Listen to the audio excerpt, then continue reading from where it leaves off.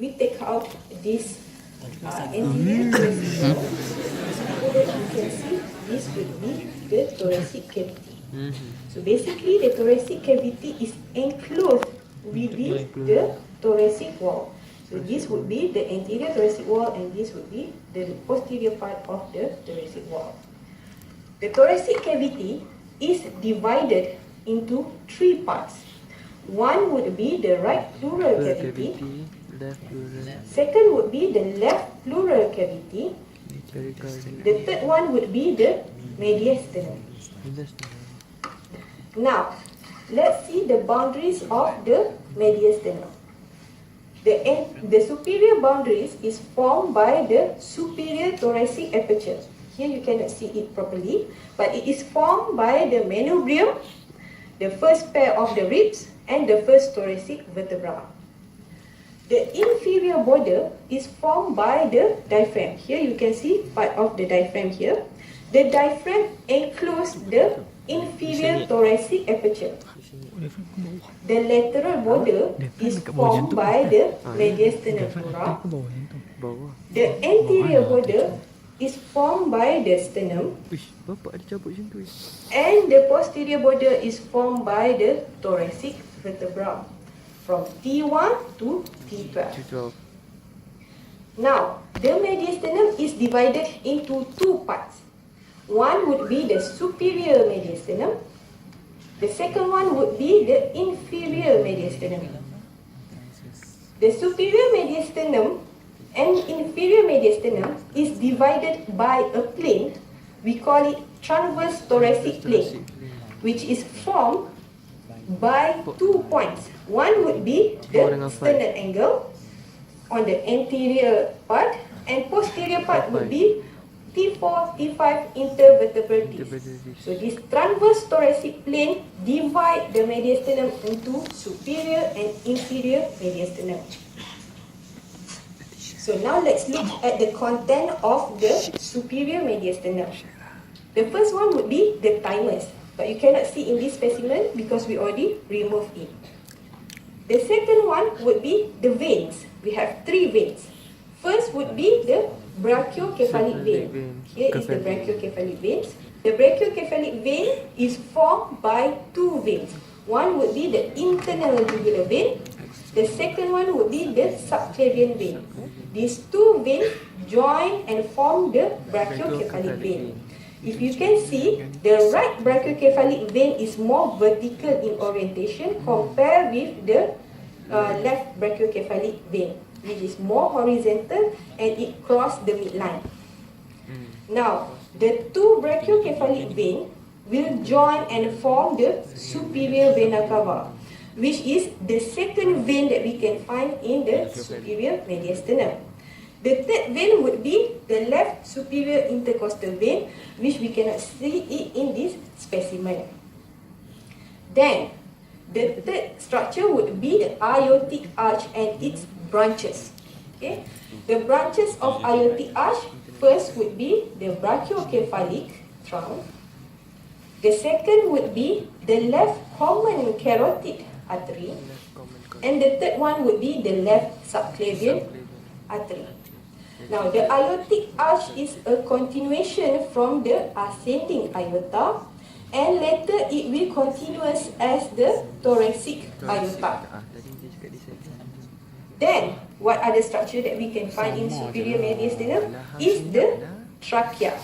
Here would be the trachea in the midline. Other structures that we can find is the nerve. We have three nerves. One would be the vagus nerve. Here you can see this would be the left vagus nerve. Okay? The left vagus nerve will hook around the aortic arch, and become left recurrent nerve. You cannot see it proper here, but it will hook and become left recurrent nerve.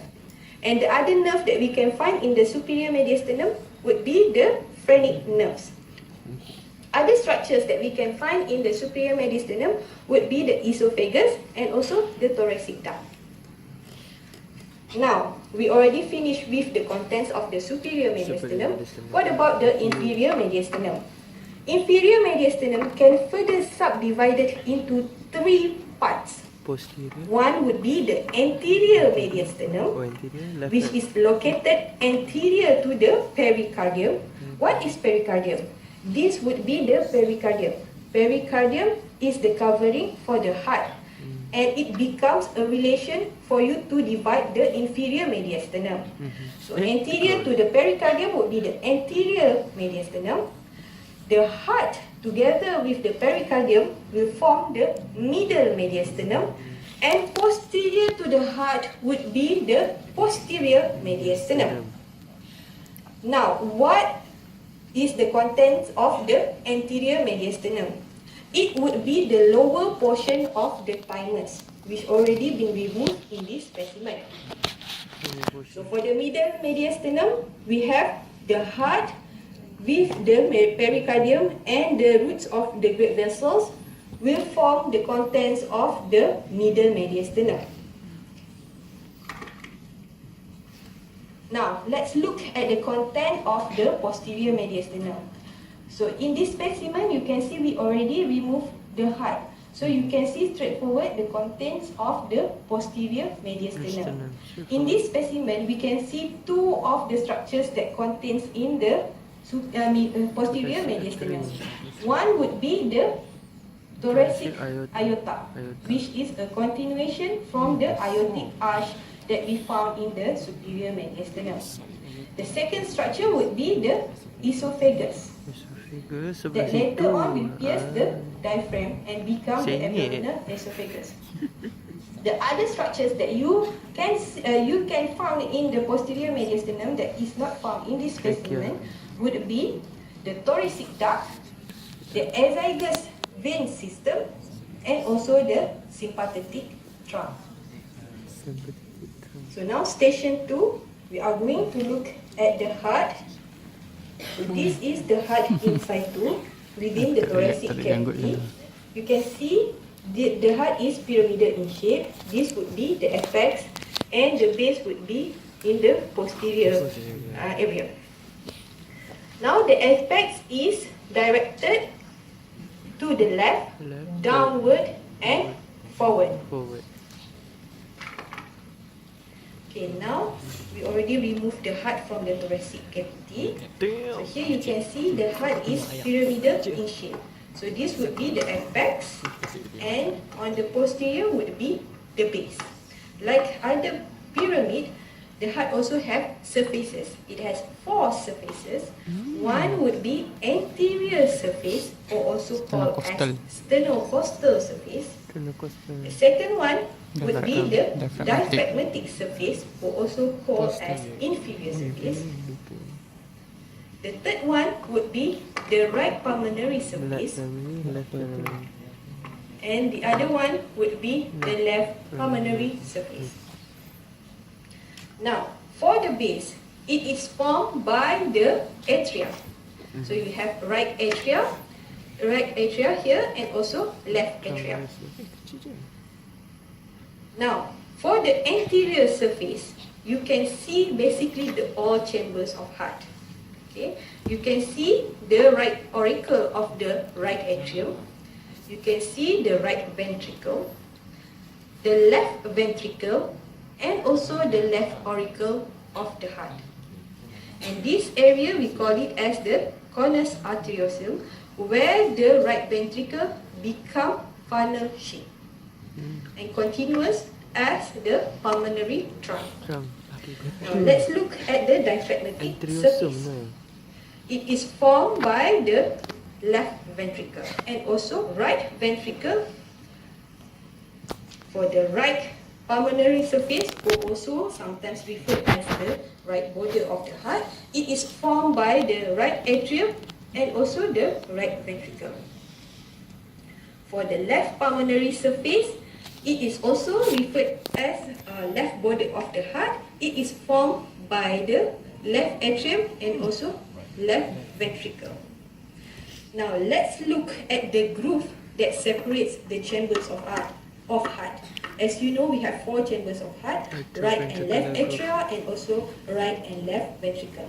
So to see the groove, it is better if we can see it from the posterior inferior surface. Okay. Now you can see here, this is a groove, we call it as atrioventricular groove that divide the atria superiorly and the ventricle inferiorly. And this groove actually, it continues to the anterior surface, and it is also called as the coronary sulcus. Now, the second groove would be interventricular groove. This groove located between the two ventricles, and this groove is continuous to the anterior surface. Okay, and on the anterior surface we call it as anterior interventricular groove. On the posterior surface we call it as posterior interventricular groove. The third groove would be, here you cannot see it very clearly, would be the interatrial groove, which separates the two atria. So, let's recall, atrioventricular groove, interventricular groove, and interatrial groove. And this point we call it as the crux of the heart, where all these 3 points are met.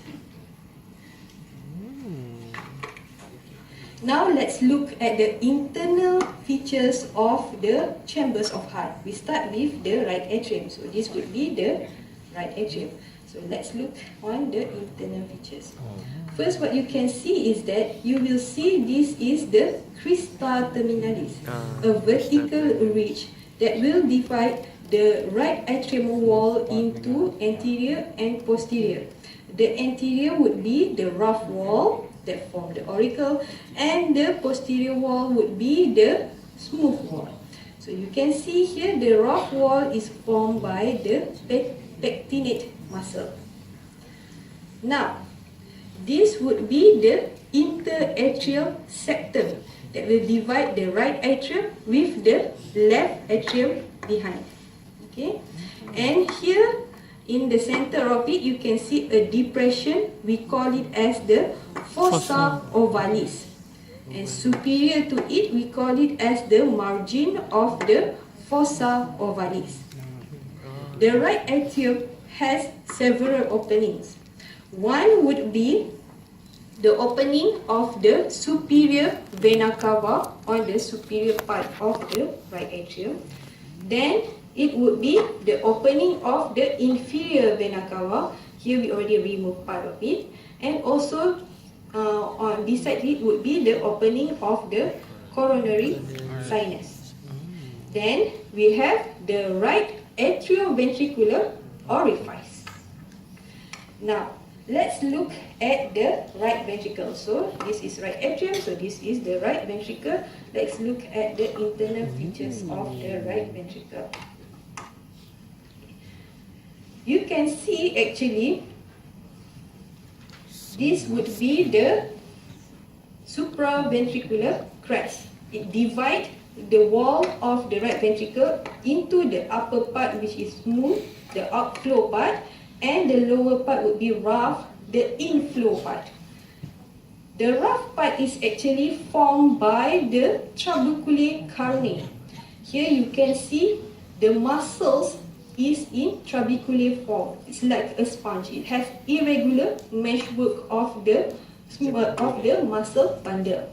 Compare here, when you can see in the right atrium, it is more parallel ridge, which form the pectinate muscle. Then you can see there will be 3 papillary muscles. Here you can see one of the papillary muscles. Okay. The papillary muscles, the apex of it will be connected to the chorda tendinae. This chorda tendinae will connect the apex of the papillary muscles to the cups of the tricuspid valve. And the base is continuous with the trabecular carne. So here would be the cups of the tricuspid valve. Okay. Here would be the cups of the tricuspid valve. And you can see two orifices here. One would be the right atrioventricular orifice and the other one would be pulmonary orifice. There you can see that would be the pulmonary valve that guard the pulmonary orifice. You can see there is 3 semi-lunar valves.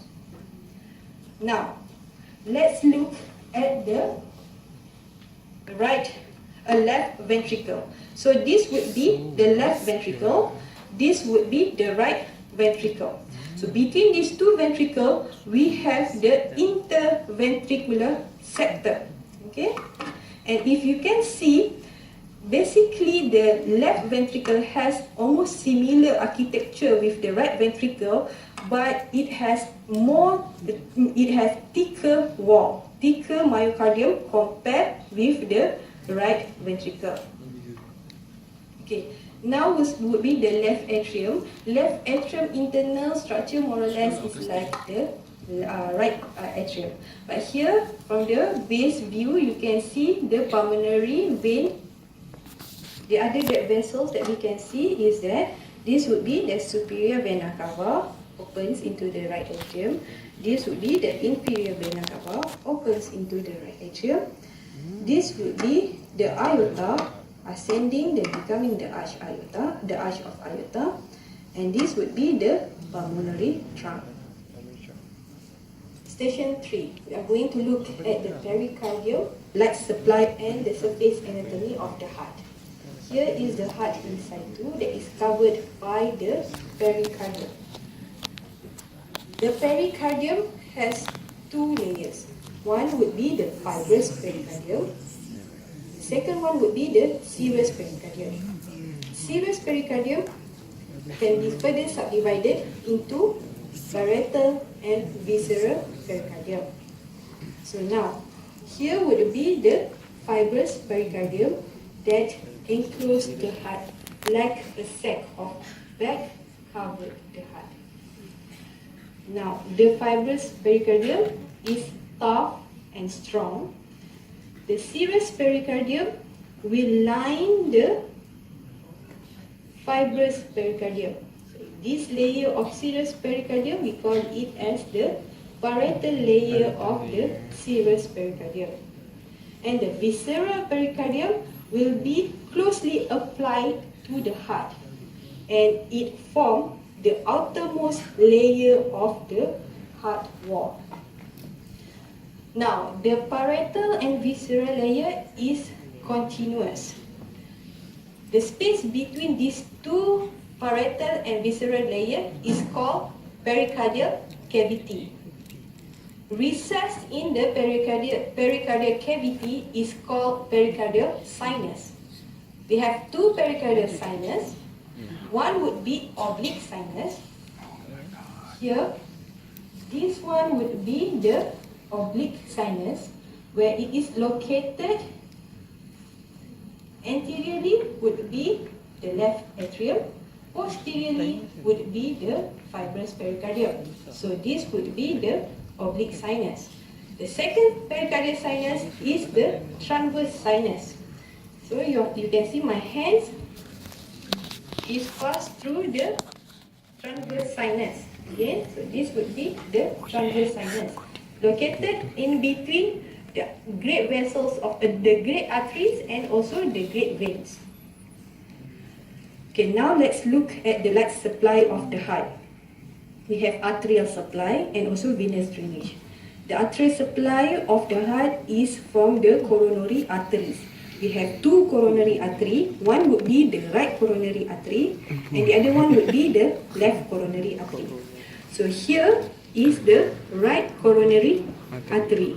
It arises from the right aortic sinus, sometimes also referred as the anterior sinus.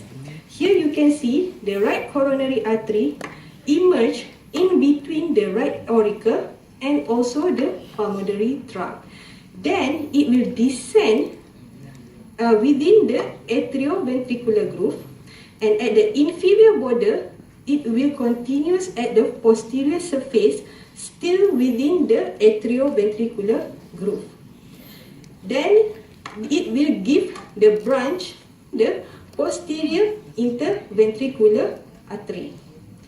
Other branch of the right coronary artery would be the right marginal artery. Other than that, we have sinoatrial nodal branch and also atrioventricular nodal branch that we cannot see it, we cannot appreciate it in this specimen. Now let's look at the left coronary artery. So this would be the left coronary artery. It arises from the left coronary sinus from the aortic valve. Then it will descend also within the atrioventricular groove, but only for a short while. Then immediately it will divide into the anterior interventricular and also the circumflex artery. Then, if you can see here, the anterior interventricular artery, it will run within the anterior interventricular groove. For the circumflex artery, it will run within the atrioventricular groove. Then it will give a branch, we call it as the left marginal artery.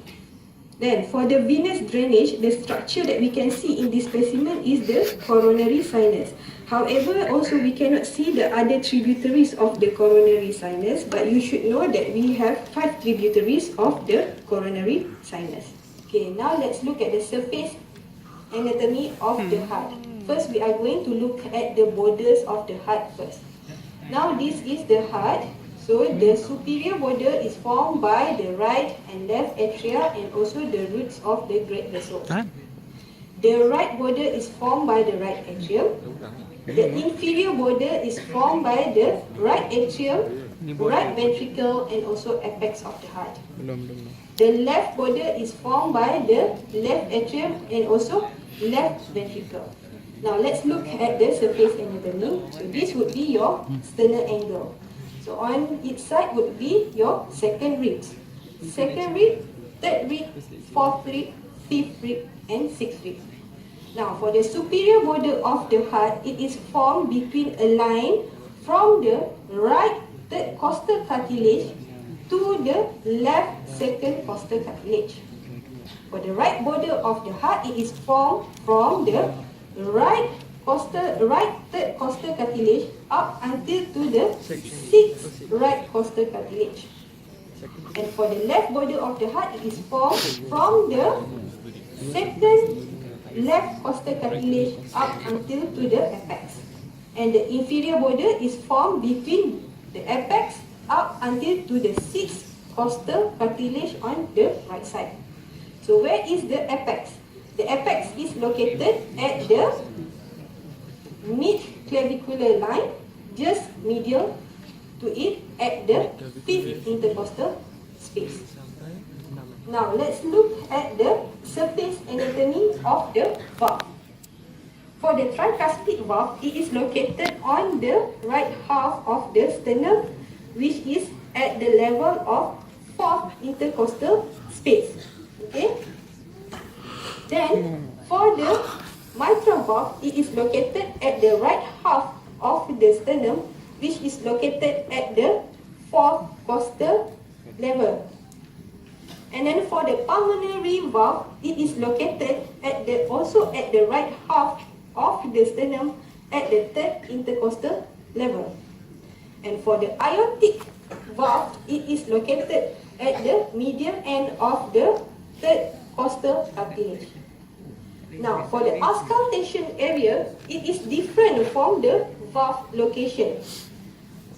For the aortic valve, it is located at the right second intercostal space at the right side of the sternum. For the pulmonary valve, the auscultation area is at the second intercostal space of the left side of the sternum. For the tricuspid valve, it is located at the fifth intercostal space. And for the mitral valve, it is located at the apex. Thank you very much. Banyak tu nak kena hafal.